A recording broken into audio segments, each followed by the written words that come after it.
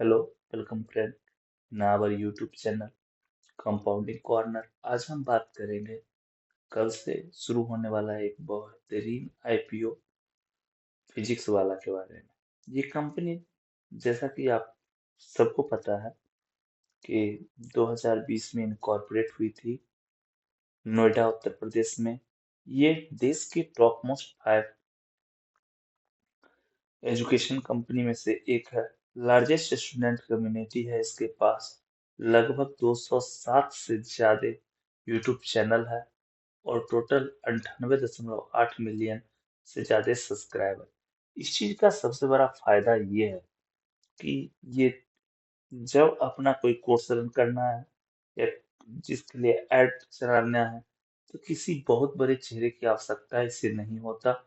ये खुद ब खुद अपने यूट्यूब चैनल पर रखकर प्रमोट कर सकता है और करता भी है।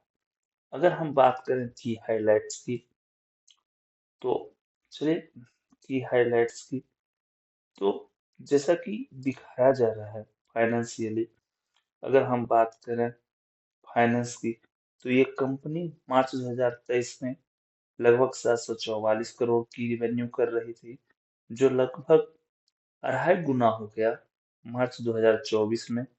और यहाँ से फिर ये सब्सटेंशियली 45% के आसपास का गेन करके 2886 करोड़ रुपया अभी वर्तमान में रिवेन्यू कर रही है।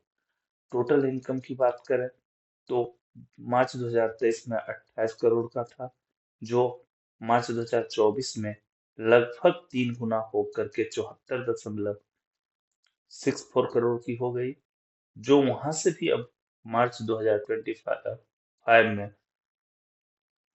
152 करोड़ के आसपास का है।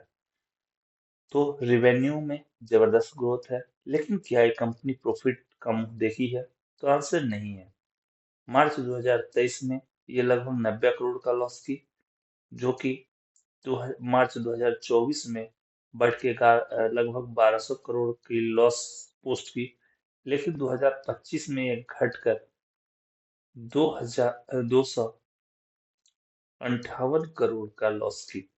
लॉस ये कंपनी काफी हद तक कंट्रोल कर ली है।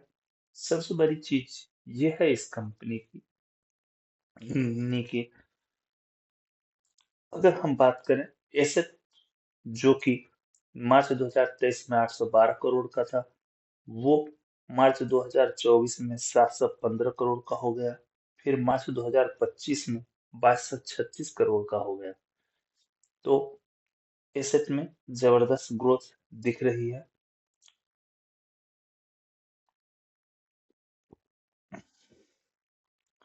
अगर हम बात करें इम्पोर्टेंट डेट की, तो 11 नवंबर 2025 को, यानी कल मंगलवार के दिन ये आईपीओ ओपन हो रहा है। आईपीओ एंड होगा 13 नवंबर 2025 को। अलॉटमेंट फाइनलाइज हो जाएगा 17 नवंबर को। रिफंड इनिशिएट हो जाएगा। लिस्टिंग 18 नवंबर को इस कंपनी की होने वाली है। रही बात ये लॉस मेकिंग कंपनी होने के बाद भी, सबसे अच्छी स्ट्रॉन्ग चीज ये है कि ऑफर फॉर सेल बहुत कम है। लगभग इसमें से 3100 करोड़ का फ्रेश इशू है, यानी कि ये कम पैसे डायरेक्टली कंपनी के ग्रोथ में खर्च होंगे। इसमें से कुछ पैसा लगभग 360 करोड़ एग्जिस्टिंग शेयर होल्डर बेच रहे हैं, यानी ऑफर फॉर सेल है। तो ये एक बहुत ही अच्छी चीज है। दूसरी चीज जो इस कंपनी की अच्छी है कि एग्जिस्टिंग शेयर होल्डर्स ना के बराबर शेयर बेच रहे हैं, और लिस्टिंग के बाद भी लगभग 82% शेयर्स एग्जिस्टिंग शेयर होल्डर के पास रहेगा, यानी स्किन इन द गेम है। They are really concern about the company and they have faith that company will grow in future also. So it is one of the great strength of the company. Another thing is that company की strength की बात हम करें, तो company की popularity काफी अच्छी है। कंपनी एजुकेशन के सेक्टर में पहली लिस्ट होने जा रही है कंपनी। तो फर्स्ट मूवर एडवांटेज इस कंपनी के पास है। ये जो भी काम करेगी वही आने वाली कंपनियां भी काम करेगी। रही बात बैजू की तुलना में, सबसे बड़ी पोजीशन ये है कि एग्जिस्टिंग शेयर होल्डर अपना स्टेक बेच के बाहर नहीं जा रहे हैं।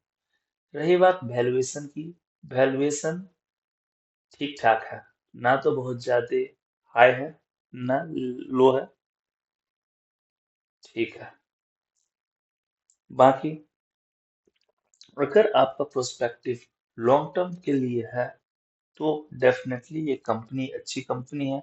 आप इस कंपनी में अप्लाई कर सकते हैं। शॉर्ट टर्म के लिए अगर अप्लाई करना है तो आप अपने फाइनेंशियल एडवाइजर से पूछ के काम कर सकते हैं। वैसे मेरे हिसाब से थोड़ा बहुत ही लिस्टिंग गेन की सोचा जा सकता है। वीडियो बनाने से पहले जब मैंने जीएमपी देखा, लगभग 10% के आसपास था। बाकी आने वाले समय में जीएमपी में जो कुछ भी बदलाव होगा वो हम वीडियो के माध्यम से आप तक पहुंचाते रहेंगे। थैंक यू, तब तक के लिए गुड बाय।